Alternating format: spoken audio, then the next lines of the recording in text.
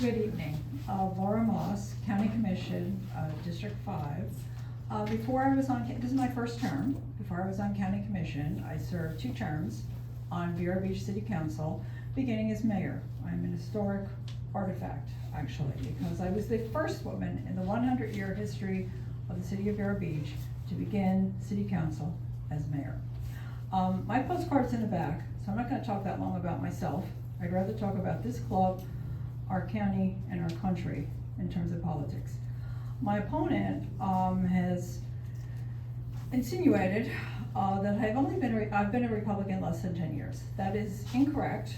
I've been a Republican actually longer than she has, but I'm going to tell the whole truth. That's only because I'm older than she is.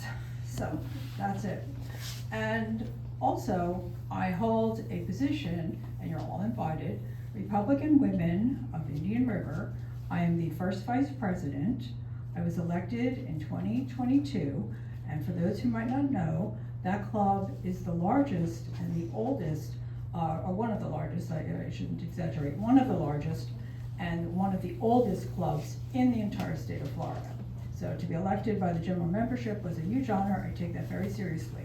And then I was re-elected a year later. So I do have standing as well in a very reputable organization. Beyond that, with the write-in candidate, I had to research it. I've run many times. All right, I ran in 2016, 18, 19, 20, 3 times in 4 years for city council. I hope you never have to do that, Mr. Taylor Dingle. But it was a little crazy that period of time. But that being said, I had to research write-in because I never had an experience like that before.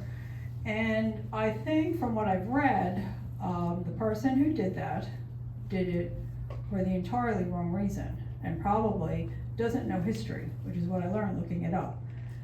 The reason being, I think he thought he was a patriot, but he's not. He's this behavior of a tyrant, and I'll explain why.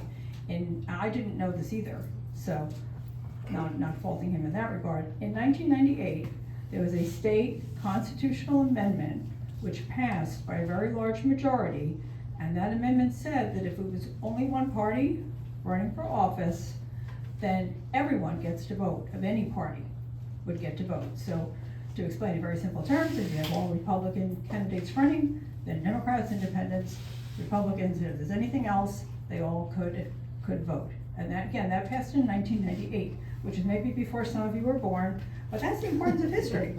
So that's the importance of history. So we need to know our history. And here's the problem, all right? We've all seen in the last few weeks, because everybody hears, oh, ballots, not bullets.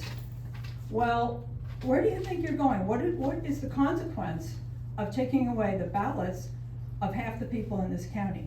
And remember, we're a microcosm of what goes on in the country as a whole. So you have to take that very seriously. The blood's on your hands. It will be. And that's something this club should consider for the future. Like, how do you want to handle this? You've got to be able, and Mr. Brackett, I'm sure will attest to this, you need to be able to talk to both sides of the aisle. You're not going to get anything done, if nobody's talking to each other, nobody's listening to each other, and now one side is saying the other side can't even vote. Well, what does that ballots, not bullets mean when half the county can't vote? I don't know. I think that goes to a bad place. I think that's a bad idea, and it goes to a really bad place.